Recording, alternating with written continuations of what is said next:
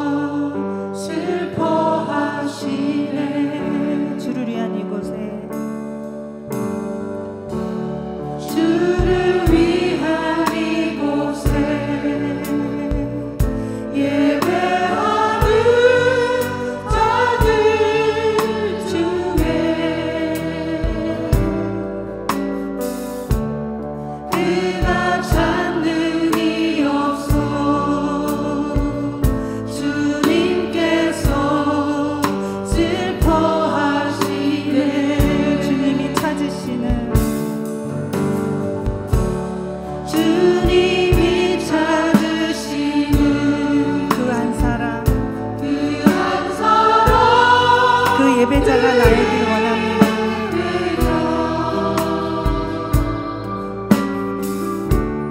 내가 그 사람 되기 간절히 주께 예배하네. 주 은혜로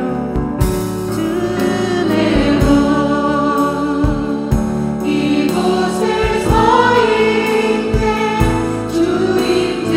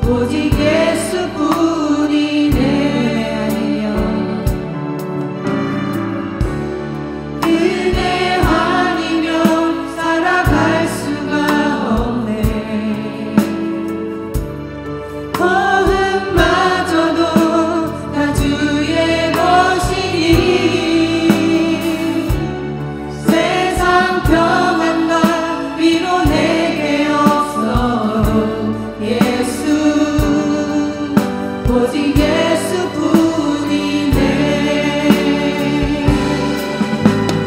그 시계에 다 볼 수도 없고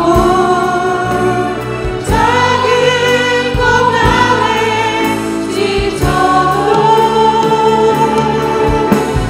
주께 우리 나의 모든 삶 버티고 견디게 하시네. 그 신계회 다 볼 수도 없고 작은 공간에 지쳐도 주께 우리 나의 모든 삶 버티고 견디게 하시네. 은혜 아니면 살아갈 수가 없네.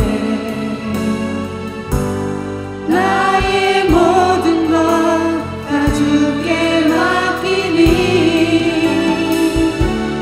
참된 평안과 위로 내게로 주신 주 예수 오직 예수뿐이네.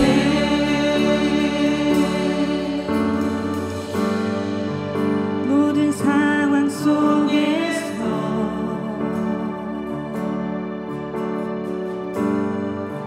주를 찬양할지라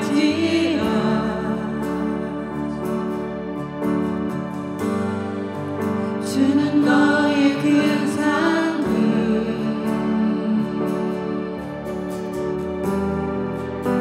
큰 도움이시라.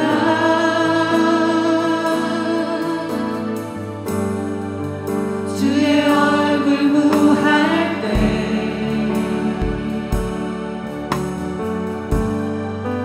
주의 영을 부사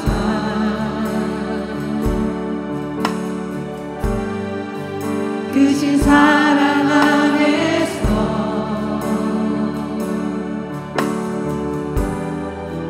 주를 보게 하소서.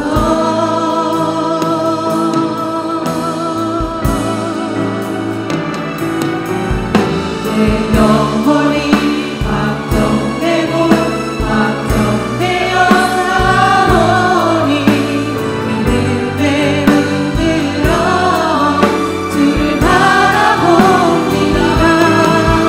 내 영혼이 확정되고 확정되어 사오니 믿음에 흔들어 주를 바라봅니다. 다시 한번 우리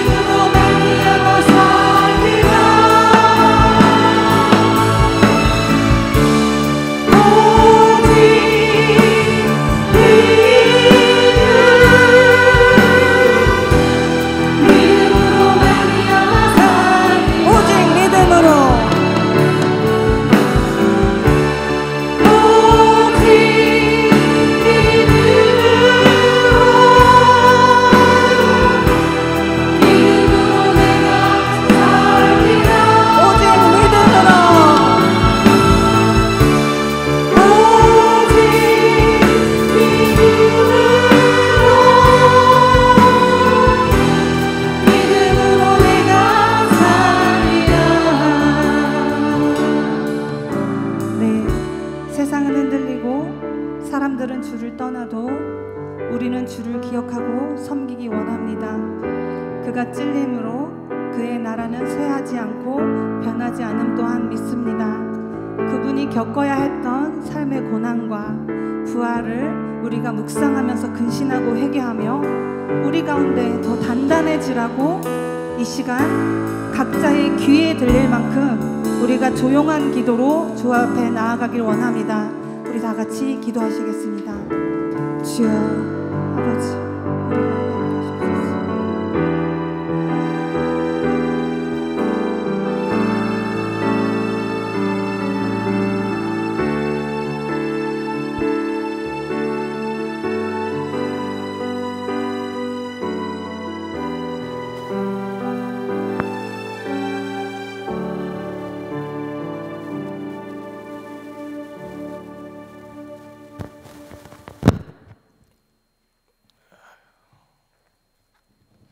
교회에서 몇 가지 알리는 말씀 드리겠습니다. 오늘 이제 종려 주일을 필두로 내일부터 이제 토요일까지 고난 주간이 이어지게 되겠습니다. 그래서 우리 각자 고난 주간을 의미 있게 좀 보낼 수 있기를 바랍니다. 예배 안내 드리겠습니다. 당분간은 1부, 2부, 3부 예배만, 비전 사역 예배하고 청년부 예배는 당분간 우리 쉬도록 하고 온라인으로 어린이 예배는 온라인으로 드리게 됨을 알려드리고요. 일부 예배 실시간으로 지금 방송이 되기 때문에 오프라인 예배와 온라인 예배를 당분간 계속 우리 겸하도록 하겠습니다. 그래서 예배당에 나오지 못하시는 분들은 가정에서 온라인 예배에 동참하셔서 주일답게 지켜주시기를 바랍니다. 그래서 1부, 2부, 3부 예배만 드림을 알려드리고요. 그리고 수요일 날은 1부 예배는 주로 임마누엘 찬양대를 중심으로 나이 드신 분들이 많이 참석하기 때문에 그래서 아무래도 좀 무리일 것 같아서 저녁 수요 2부 예배만 당분간 드리고요. 새벽 예배는 새벽 2부 예배는 세미나실 공간이 좀 비좁기 때문에 일부 본당에서만 드리도록 하겠습니다. 그 대신 여러분들이 들어오실 때 철저하게 예방수칙을 지켜주셔야지 말거리가 사단에 차단할 수가 있겠지요. 들어오실 때 반드시 발열 체크해 주시고 그 대신 지하주차장은 당분간 폐쇄가 됩니다. 거긴 닫고 본당 한 군데로만 들어올 수가 있는데 들어올 때 발열 체크해 주시고 집에서 손을 닦고 오신 분들이라 할지라도 들어오면서 다시 한번 우리 손 소독제 해 주시고 좀 답답하시더라도 이 마스크를 여러분들 꼭 착용하시고 예배에 또 임해 주시고 자리는 가족이라 할지라도 지정된 좌석에만 앉아 주셔야 됩니다. 그렇게 되면 지그자기로 앉아있기 때문에 내가 이렇게 찬양을 부르든지 말을 하더라도 앞에 있는 분에게 침이 튀겨지지 않기 때문에 그래서 한 의자에 2명씩만 해서 지정된 좌석 표시해놨지요. 그 표시된 자리에만 꼭 좀 앉아주시면 대단히 감사하겠습니다. 다음 주일날 부활주일임을 알려드리고요. 이번 중에 있는 김재순 집사님과 주윤희 집사님을 위해서 계속 기도해 주시면 감사하겠습니다. 오늘 종려주일을 맞이해서 우리에게 주시는 하나님의 말씀은 마가복음 11장 20절에서 26절 말씀까지 우리 다 함께 조용히 우리 합독을 하겠습니다. 마가복음 11장 20절에서 26절 말씀까지 조용히 우리 합독하겠습니다. 그들이 아침에 지나갈 때에 무화과 나무가 뿌리채 마른 것을 보고 베드로가 생각이 나서 여짜오되 랍비여 보소서 저주하신 무화과 나무가 말랐나이다. 예수께서 그들에게 대답하여 이르시되 하나님을 믿으라. 내가 진실로 너희에게 이르노니 누구든지 이 산더러 들리어 바다에 던져지라 하며 그 말하는 것이 이루어질 줄 믿고 마음에 의심하지 아니하면 그대로 되리라. 그러므로 내가 너희에게 말하노니 무엇이든지 기도하고 구하는 것은 받은 줄로 믿으라. 그래하면 너희에게 그대로 되리라. 서서 기도할 때에 아무에게나 혐의가 있거든 용서하라. 그리하여야 하늘에 계신 너희 아버지께서도 너희 허물을 사하여 주시리라 하시니라. 아멘. 한때 관객 300만 명을 동원했던 영화 중에 주유소 습격 사건이라고 하는 영화가 있었습니다. 혹시 보셨는지요? 그 영화 가운데 보면 유호성이 아주 명대사 하나를 날렸습니다. 나는 무조건 한 놈만 골라서 패.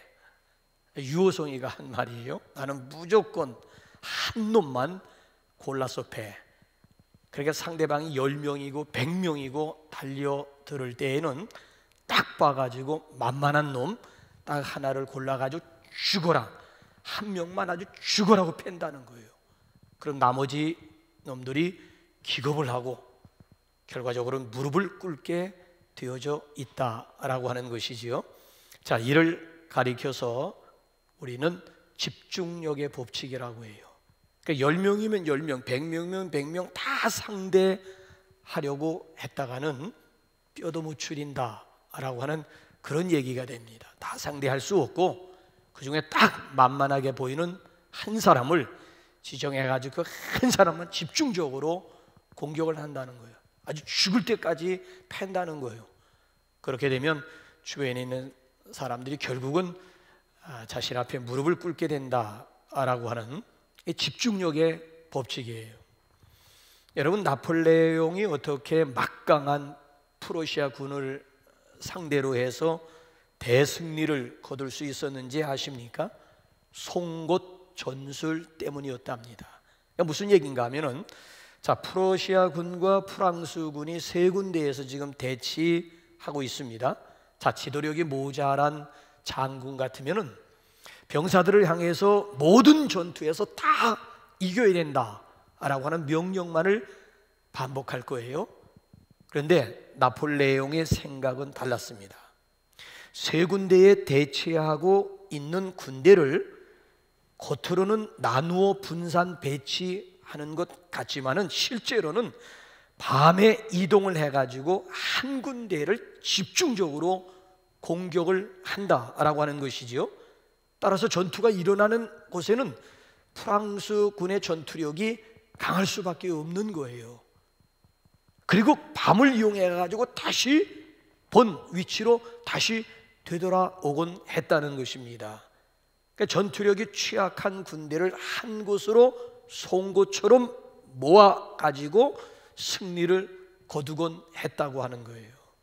자, 여러분들은 신앙생활하면서 가장 중요한 요소가 뭐라고 생각하십니까? 어디에다가 여러분들은 우선순위를 두고 생활하십니까? 어떤 분들은 사랑이 중요하다고 생각해요. 또 어떤 분들은 아니다, 나눔이다. 기독교에서 중요한 건 나눔이다. 신앙생활하면서 중요한 것은 나눔이다. 아니다, 예수님은 섬기러 이 세상에 오시지 않았느냐, 섬김이다 라고 생각을 해요. 아니에요. 믿음입니다, 여러분. 믿음이 중요한 거예요. 그러니까 믿음이 있으면 사랑하라고 했으니까 사랑해요. 믿음이 있으면 용서하라고 했으니까 분명히 용서합니다. 그러니까 믿음이 있으면 인내하라고 했으니까, 성경에서 인내하라고 했으니까 믿음이 있는 사람은 인내하게 되어져 있습니다. 또 어떤 분들은 교회 생활하면서, 신앙 생활하면서 인격적으로 그러니까 말만 열면 인격을 아예 노래하다시피 해요. 그러니까 아무것도 해결되지 않는 거예요. 그러니까 문제가 해결되지 않는 거예요. 인격이 문제가 아니고 믿음이 먼저라고 하는 거예요. 믿음이. 인격 속에서 기적이 일어나는 것도 아니고 인격 가지고 천국 가는 것 아닙니다. 아무개는 법 없이 산다고요? 그만큼 착하고 그만큼 선량하다고요? 그 착함 가지고 천국 갈 수 있다고 생각하십니까? 인격 가지고 천국 가는 것이 아니고 믿음 가지고 천국 가는 줄로 믿습니다. 그래서 우리 한번 누가복음 17장 5절 화면 한번 보실래요? 자, 보세요. 누가복음 시작. 예수께서 그들에게 대답하여 이르시되, 아니 누가복음 17장 5절인데 어떻게 마가복음 11장 22절이 튀어나왔을까요? 누가복음 17장 5절 말씀을 우리 한번 보시면은,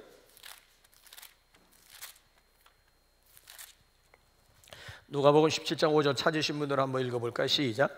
사도들이 주께 여짜오되 우리에게 믿음을 더하소서 하니. 자, 사도들이 주께 여짜오되 우리에게 믿음을 더하소서. 사역 후반기라고요. 그러니까 보세요. 제자들이 사역 후반부에 가서 예수님 앞에 조용히 구한 내용이 무엇입니까? 우리에게 믿음을 더하소서.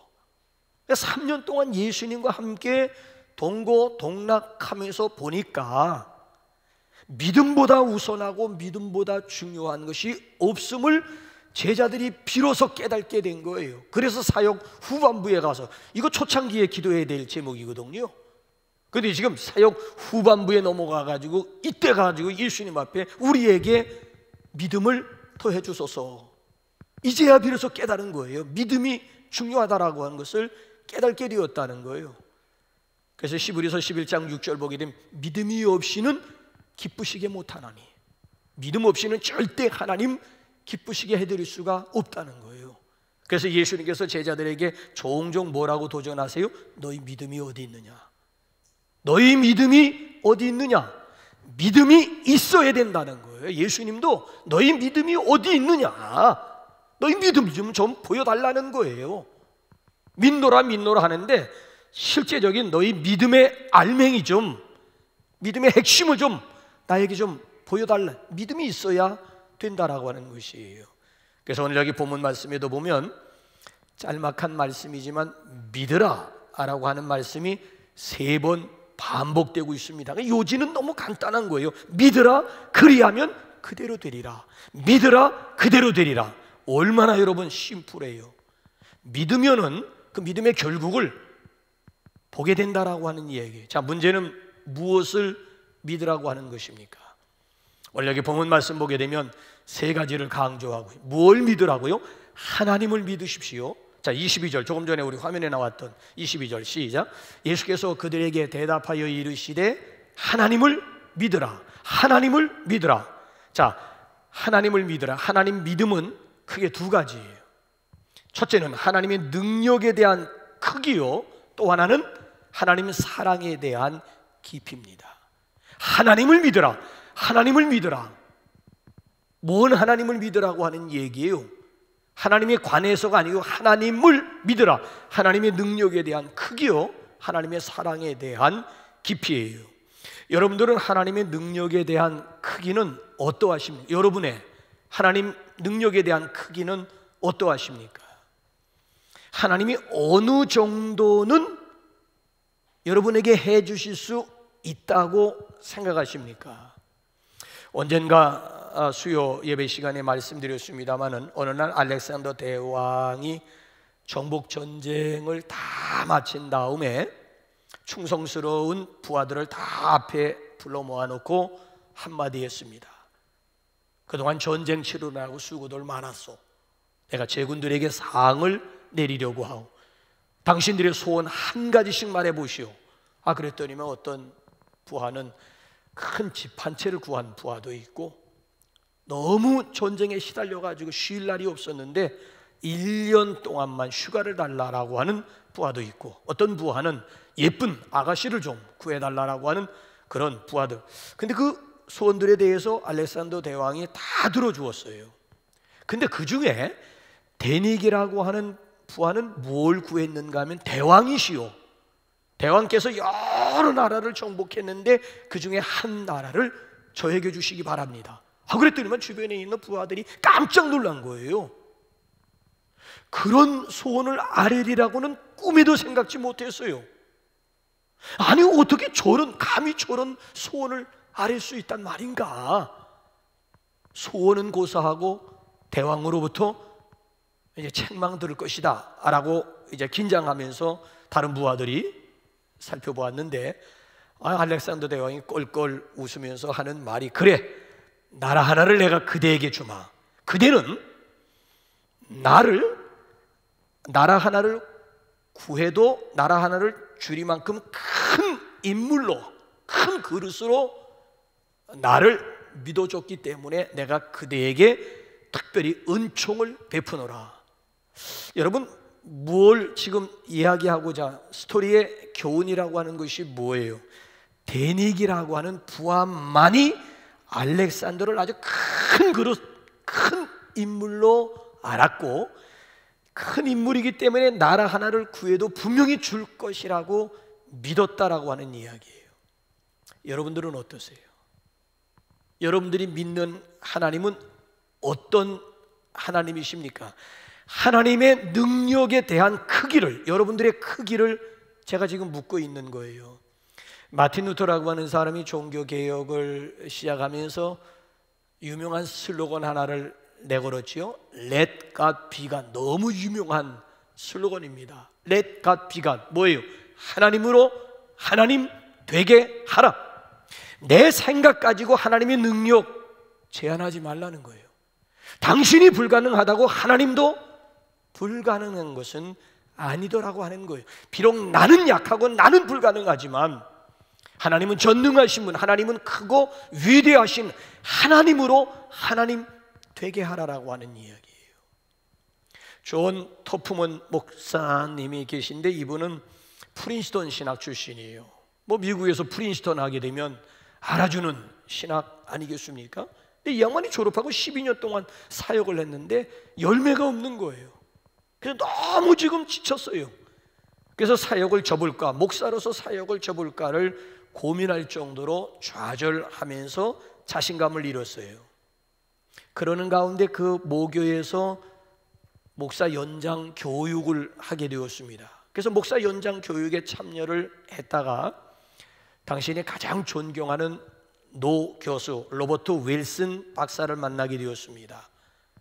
그래서 존경하는 노 교수와 상담을 하게 되었는데, 로버트 윌슨 박사가 뭐라고 조언과 함께 충고를 했는가 하면, 자네는 지난 12년 동안 큰 하나님을 작은 하나님으로 섬겼구만. 이제부터는 큰 하나님으로 믿고 큰 하나님으로 섬기도록 하게나 라고 조언을 해주었다는, 여기 충격을 먹었어요. 그래서 지금까지 큰 하나님임에도 불구하고 작은 하나님으로 믿고 섬겼던 자신의 부족함을 하나님 앞에 철저하게 회개했다고 합니다. 그 이후부터 교회가 살아나게 되고 오히려 미국에서 아주 유명한 설교 목사가 되었다라고 하는 그런 일화가 있습니다. 여러분, 그렇습니다. 우리가 붙잡아야 될 원리가 많이 있지만 가장 중요한 신앙의 원리가 있다면 Let God be God이에요. 하나님으로 하나님 되게 하십시오. 그러니까 우리가 인정하건 인정하지 않건 상관없이 하나님은 야훼 스스로 계신 분이고요, 말씀 한마디 가지고 온 우주 만물을 창조하신 전능하신 하나님이신 줄로 믿습니다. 내가 믿거나 말거나 그 상관없이 하나님은 크고 위대하신 하나님이신 줄로 믿습니다. 내 입을 넓게 열라 내가 채우리라. 그러니까 믿음의 분량 따라서 하나님께서 채워주실 줄로 믿습니다. 적은 그릇 준비하는 사람에게는 적게 채워주시는 것이고, 큰 그릇 준비하는 자에게는 하나님께서 크게 채워주실 줄로 믿습니다. 그렇기 때문에 하나님으로 하나님 되게 하는 것 굉장히 중요해요. 더 이상 작은 하나님이 아닌 크고 위대하신 하나님을 믿고 신뢰할 수 있기를 주님의 이름으로 축원합니다. 그런가 하면 또 하나의 믿음은, 첫째는 하나님의 능력에 대한 크기고요, 하나님을 믿어라. 이번에는 하나님 사랑에 대한 깊이예요. 여러분들의 하나님 사랑에 대한 깊이는 어느 정도예요? 어느 정도예요? 어디까지 하나님의 사랑이라고 생각하십니까? 근데 이거 하나 기억하셔야 돼요. 하나님과 우리와의 관계는 이해관계가 아니고 부자관계임을 명심하십시오. 가령 A라고 하는 사람이 B라고 하는 사람에게 돈을 빌려주었어요. 그럼 A와 B와의 관계는 무슨 관계예요? 이해관계라고 하는 거예요. 근데 정해진 날짜에 B라고 하는 사람이 A라고 하는 사람에게 돈을 갚지를 못했어요. 그러면 A와 B와의 관계는 깨지게 되어 있습니다. 민사소송까지 가게 됩니다. 왜 그래요? 이해관계이기 때문에 그래요. 이것이 이해관계. 근데 하나님과 우리와의 관계는 이해관계가 아닙니다.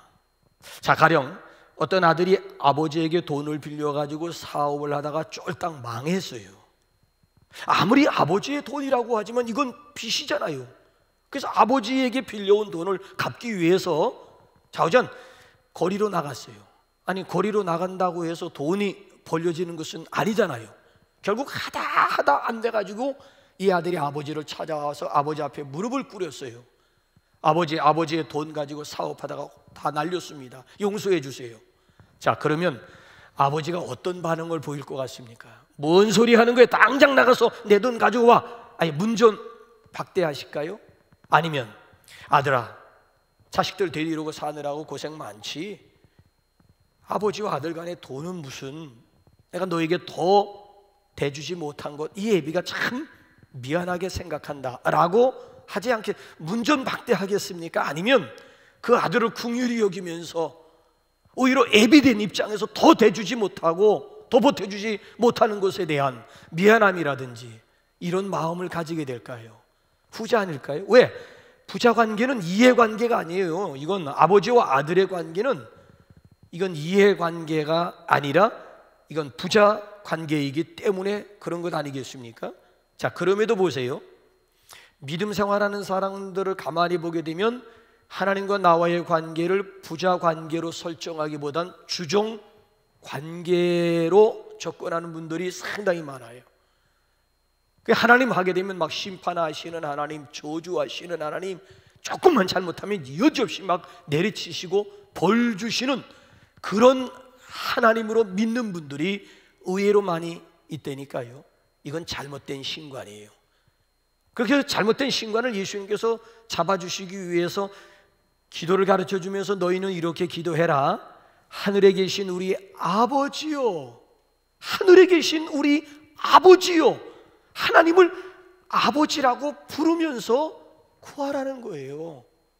어떻게 여러분, 하나님을 아버지로 부르는 데 있어서 어색하신 분들 없으세요? 하나님을 아빠, 아버지라고 부름에 있어서 어색한 분들 없으시냐고요. 자꾸 부르세요. 자꾸 부르다 보게 되면 가까워지게 되고 친밀감을 느끼게 될 것 아니겠습니까? 그러니까 육신의 땅의 아버지는 한계가 있잖아요. 해주고 싶어도 마음뿐일 때가 많아요. 근데 하늘 아버지는 무한하신 분이시고 전능하신 하나님이시잖아요. 그렇잖아요. 이 땅에 있는 아버지와 하늘에 있는 아버지와의 차이점이 여기에 있는 것 아니겠습니까? 구하는 자에게 좋은 것으로 주시지 않겠느냐. 그러니까 구하는 자에게 좋은 것으로 주신다는 거예요.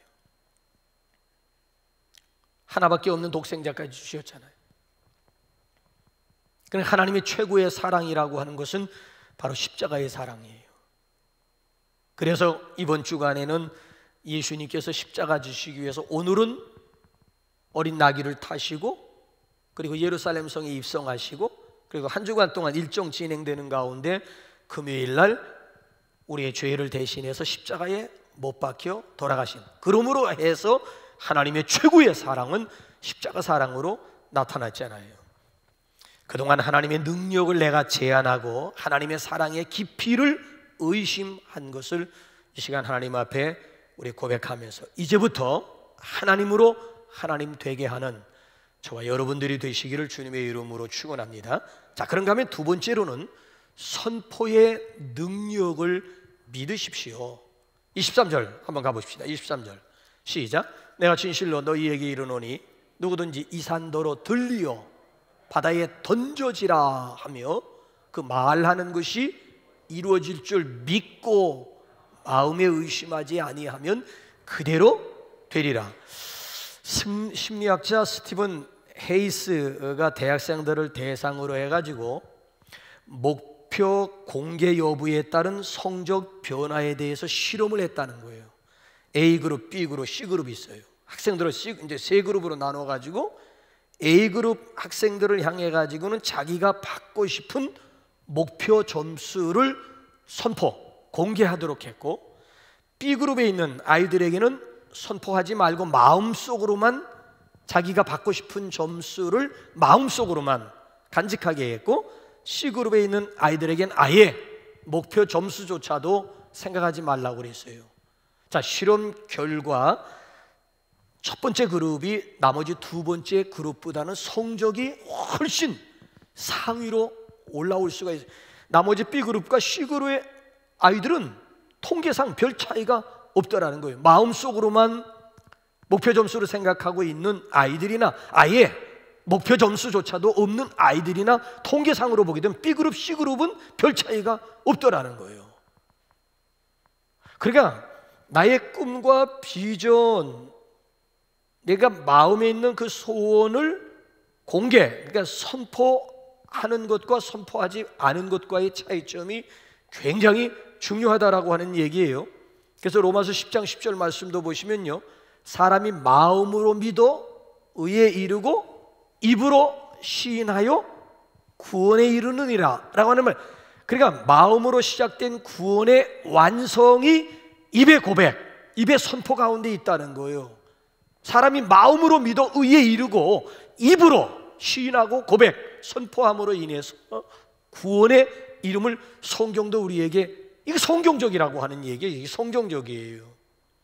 남편과 자식들이 속을 썩이는 가정에 어느 집사님이 주일날 설교 말씀을 듣고, 그래, 가족을 사랑해야지 마음을 먹었는데도, 그리고 하나님 앞에 기도, 하나님 내 가족을 속 썩이는, 매일 날이면 날마다 속만 썩이는 자식들과 남편 사랑하게 해주세요 라고 기도를 했는데도 그런 마음, 사랑하는 마음이 생기지를 않아서 굉장히 고민을, 그래서 같은 이렇게 셀에 있는 권사님에게 자기의 마음 상태를 얘기했더니만 그 나이 드신 권사님이 뭐라고 조언을 했는가 하면은, 무조건 남편과 자녀를 볼 때마다 사랑한다고 고백하면서 한번 선포해봐.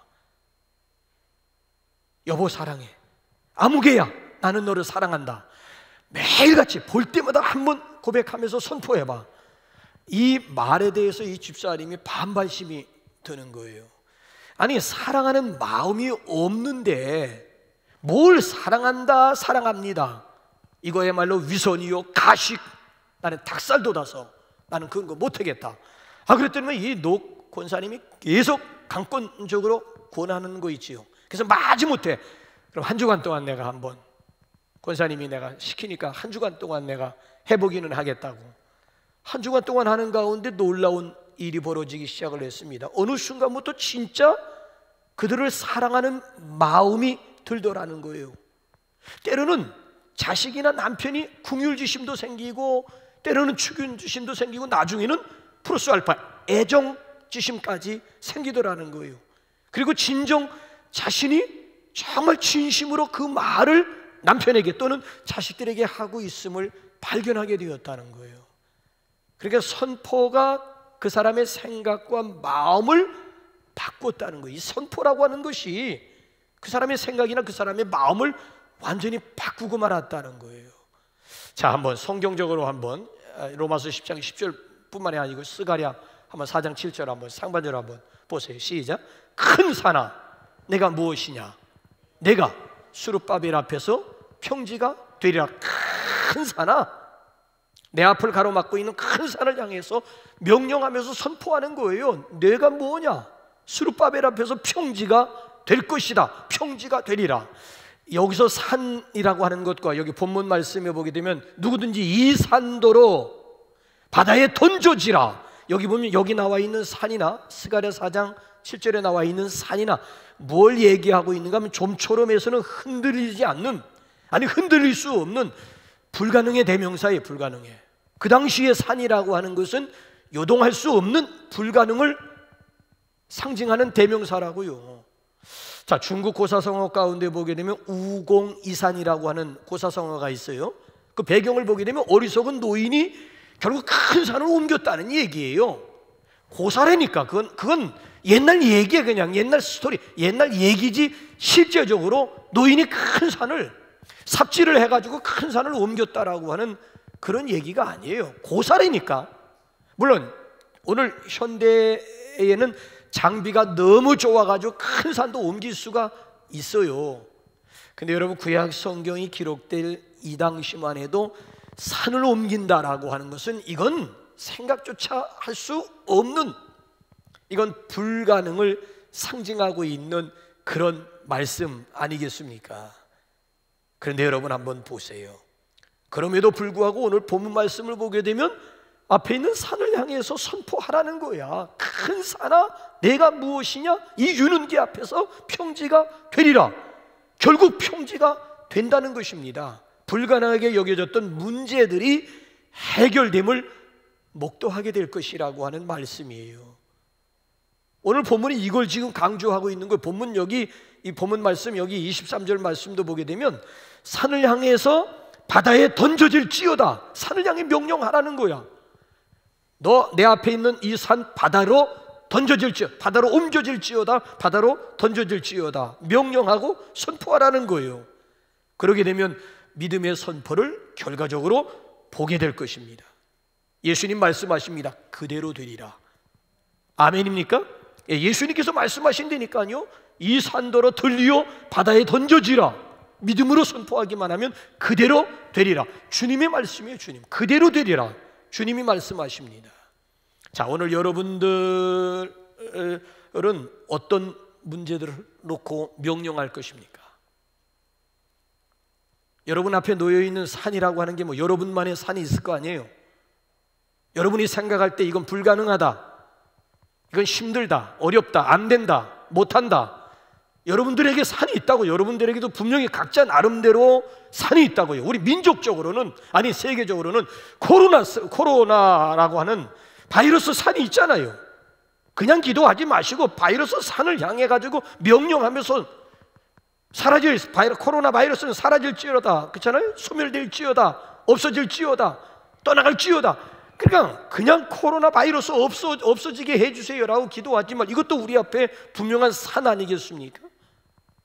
지금 세계 내로라 하는 학자들, 박사들, 의학자들 아직까지 백신조차도 그렇잖아요, 마련하지 못하는 이런 상황 가운데 우리 그리스도인들이 할 수 있는 일이 뭐예요?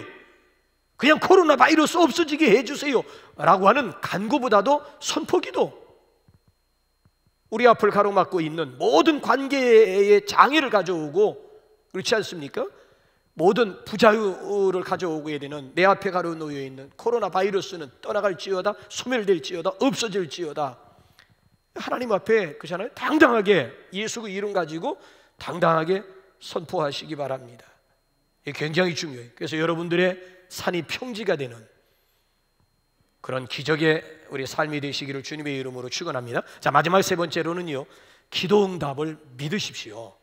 단 여기 보면 기도 응답의 조건을 두 가지로 지금 제시하고 있지요.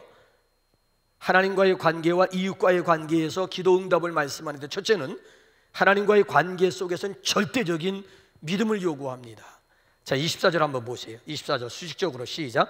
그러므로 내가 너희에게 말하노니 무엇이든지 기도하고 구하는 것은 받은 줄로 믿으라. 그리하면 너희에게 그대로 되리라. 기도하고 구한 것은 그대로 믿으라는 거예요. 그러면 그대로 될 것이다.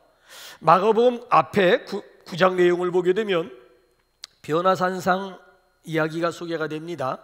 예수님께서 3명의 제자들을 데리고 등산하셨어요. 자, 나머지 9명의 제자들은 산 아래에 있으면서 무슨 일이 일어났어요?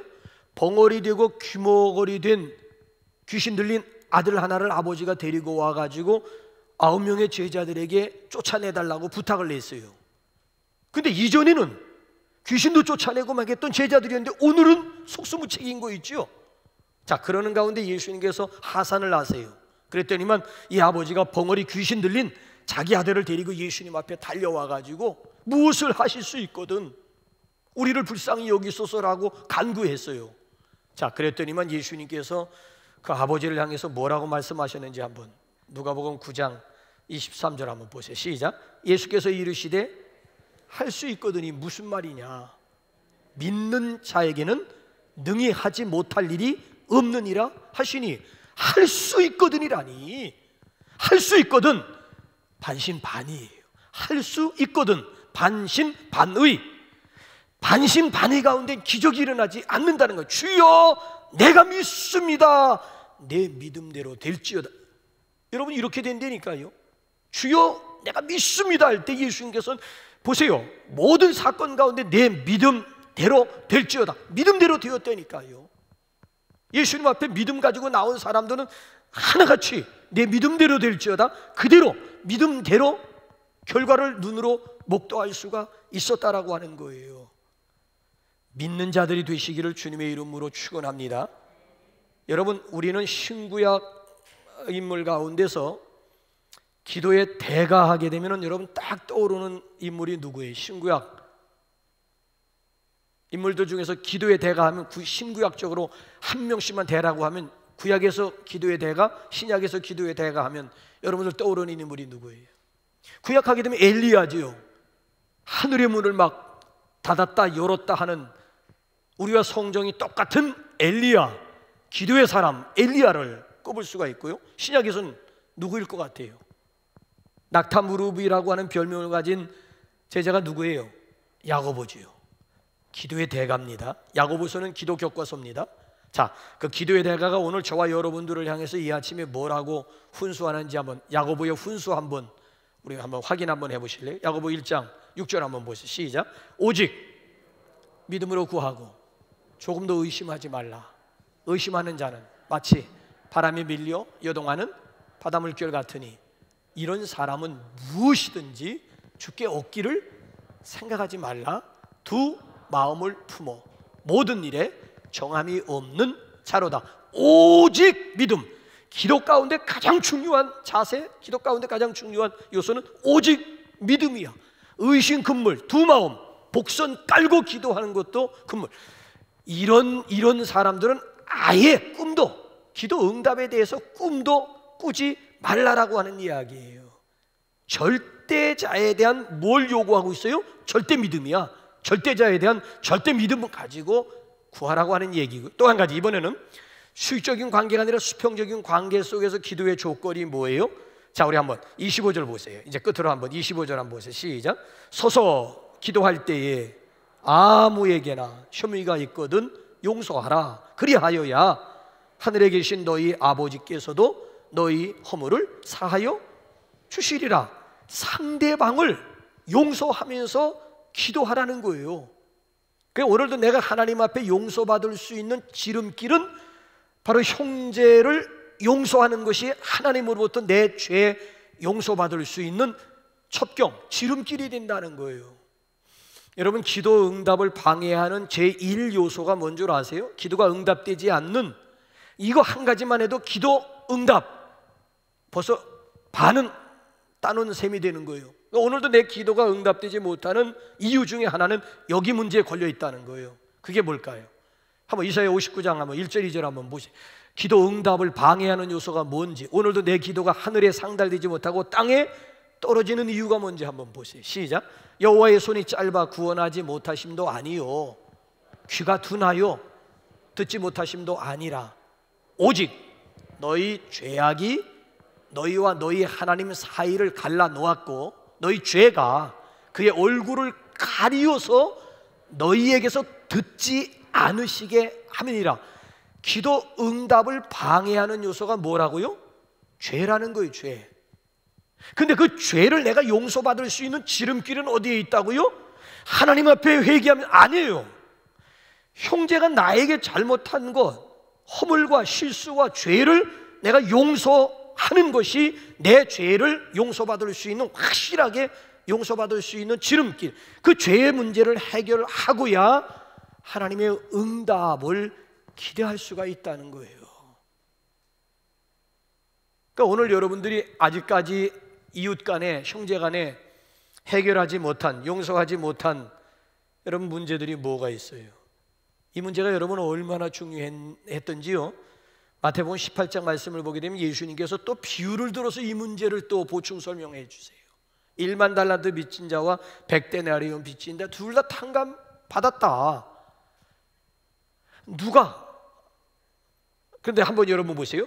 결론이 뭔가 하면 한번 보세요. 마태복음 18장 35절 하면 그 비유, 1만 달란트와 100데나리온의 비유를 들려주시고 예수님께서 주신 결론, 비유의 결론이 저거예요. 시작. 너희가 각각 마음으로부터 형제를 용서하지 아니하면 나의 하늘 아버지께서도 너희에게 이와 같이 하시리라. 자, 오늘 본문 26절 동안 저 말씀과 함께 26절 와보세요. 26, 목사님 그 26절 보니까 없음이라고 가로해놓고 없음이라고 했는데요. 자, 우리 개역 개정판 성경에는 없지만은 고대 사본에는 26절이 있어요. 어떤 사본에는 이 26절이 뭔지 한번, 고대 사본에는 26절이, 우리 개정 개혁판 성경에는 26절이 없지만은 고대 사본에는 있어요. 자, 한번 26절이 뭔지 한번 보세요. 시작. 만일 너희가 용서하지 않으면 하늘에 계신 너희 아버지께서도 너희 잘못을 용서하지 아니하시. 그러니까 오늘도 내가 왜 이웃을, 내 형제를 내가 왜 용서해야 되는가 하면 내 기도 응답을 위해서라도 저의 잘못과 저의 허물과 저의 죄를 저를 위해서 용서하라는 게 아니라 결과적으로 보게 되면 나를 위한 용서에, 나를 위한, 저 왼수를 내가 어떻게 용서합니까? 죽어도 못합니다. 그 왼수 용서하라는 게 당신 위해서 용서하라는 거예요. 저를 위해서, 저로 하여금 두 다리 쭉 뻗고 잠자도록 하기 위해서 용서하라는 얘기가 아니라 당신이 두 다리 쭉 뻗고 잠자기 위해서, 당신이 자유함을 얻고 당신이 하나님과의 관계를 정상화하기 위해서 저를 용서하라고 하는 얘기지 저를 위한 용서가 아니라니까요. 이거 우리가 오해하면 안 돼요. 오늘 여러분들 형제 간에 또는 이웃 간에 용서하지 못한 그런 문제들이 뭐예요? 이 시간 여러분 스스로 한번 용서를 선포하고 그리고 하나님 앞에 한번 기도해 보세요. 하나님, 내가 아무개의 죄와 허물, 아무개의 실수를 내가 용서합니다. 그러니 하나님도 내 죄를 용서해 주시고 내 기도를 하나님 응답해 주세요. 한번 기도해 보세요. 분명히 여러분 열매가 있고 결과가 있어요. 하나님의 응답을 기대하면서 믿음 가지고 하나님 앞에 기도하시기 바랍니다. 그래서 오늘의 나의 기도가 내일에 가서는 감사거리, 찬양거리, 더 나아가서 간증거리가 되는 그런 스토리의 주인공들이 되시기를 주님의 이름으로 축원합니다. 우리 이 시간 일부 찬양대에 우리 특송과 함께 준비한 예물 하나님 앞에 봉헌 드리도록 그렇게 하겠습니다. 일부 찬양팀들 우리 나오셔서 준비한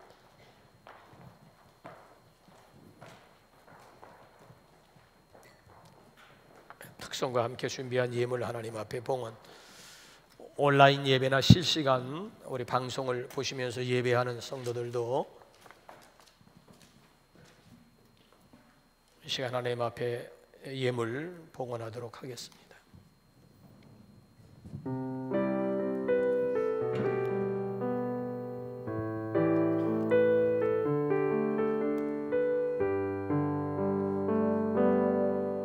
쉬는 시간을 뚫고 이 땅 가운데 오셨네.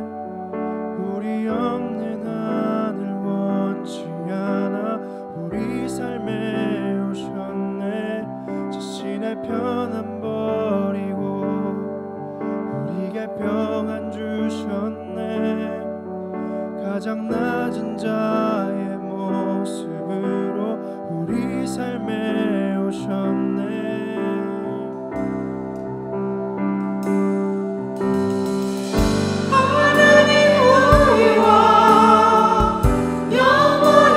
함께 하시네.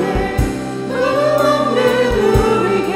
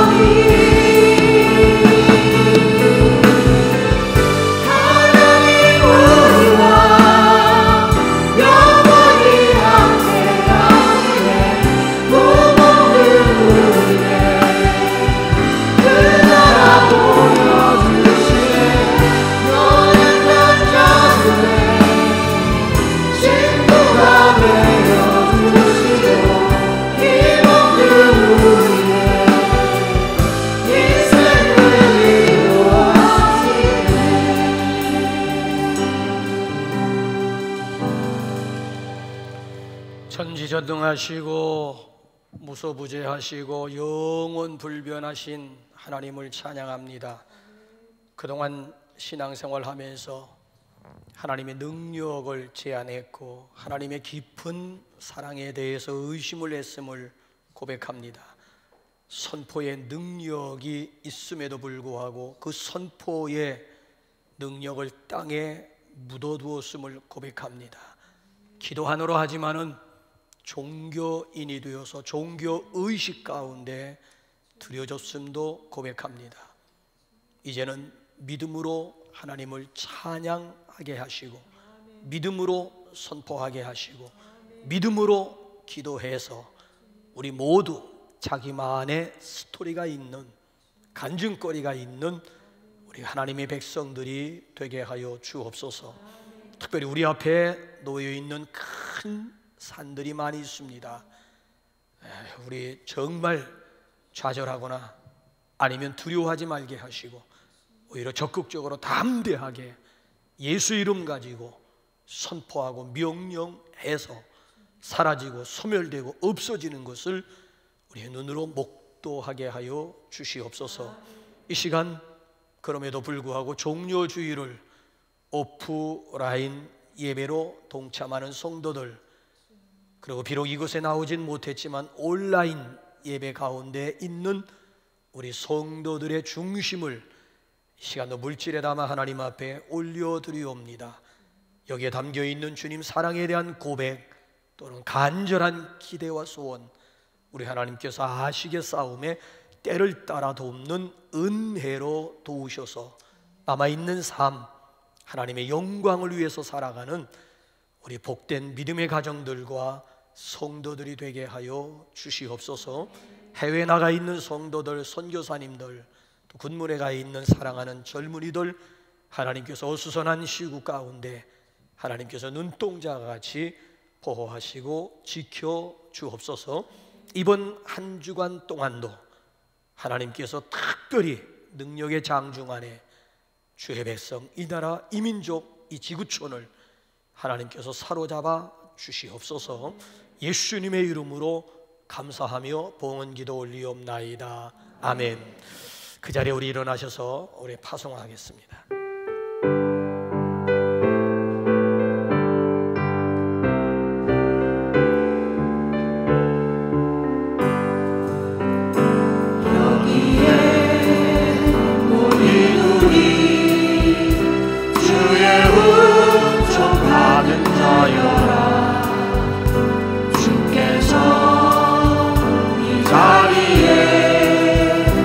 함께 계신 하나님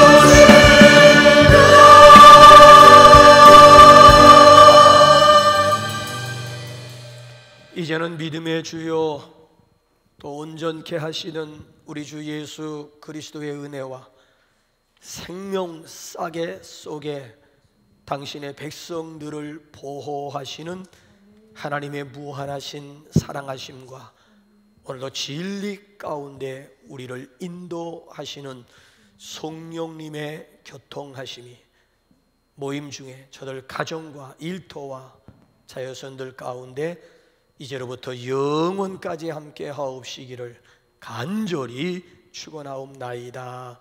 아멘.